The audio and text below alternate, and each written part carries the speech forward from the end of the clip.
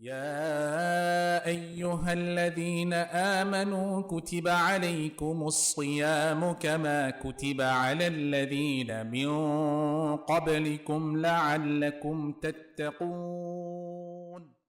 সিয়াম রাখার সময় social media থেকে বিরতি নেওয়া উচিত কি? উত্তর হচ্ছে, সিয়াম হচ্ছে পানাহার এবং দাম্পত্য সম্পর্ক পরিহার করা দিনের বেলা, এবং এর পাশাপাশি যে কোনো হারাম কাজ, হারাম জিনিস শোনা, হারাম জিনিস দেখা, বরং অনর্থক কোনো কাজে কিংবা কথায় লিপ্ত হওয়া থেকে বিরত থাকাটাই হলো সিয়ামের মূল কথা। সোশ্যাল মিডিয়া কি দেখি আমরা?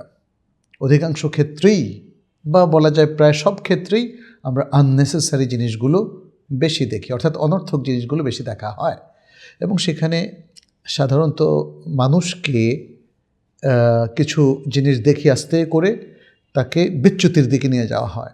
মেয়েদের ছবি চলে আসে এবং আরও অনেক কিছু চলে আসে যেটা ইসলামে মোটে অ্যালাউড না, অনুমোদিত না। ফলে আমরা বলবো, একান্ত জরুরি কোনো ইস্যুস ছাড়া এবং ইসলামের স্বার্থ সংশ্লিষ্ট কিংবা মুসলিম ব্যক্তির আমলি জিন্দেগিকে আরও উন্নত করার কোনো জিনিস না থাকলে সোশ্যাল মিডিয়া পুরোপুরি পরিহার করা উচিত। বিশেষ করে সিয়ামের মধ্যে আমরা এক্সক্লুসিভ ইবাদতের মধ্যে আছি, আমরা আল্লাহর জন্য একটা সুন্দর সিয়ামের ইবাদতের মধ্যে নিজেদেরকে নিয়োজিত রাখছি, ব্যস্ত রাখছি। সুতরাং এমন কিছু আমরা করব না যেটা আমাদের সিয়ামকে ক্ষুণ্ণ করে, আমাদের ইবাদতের মর্যাদাকে বিঘ্নিত করে।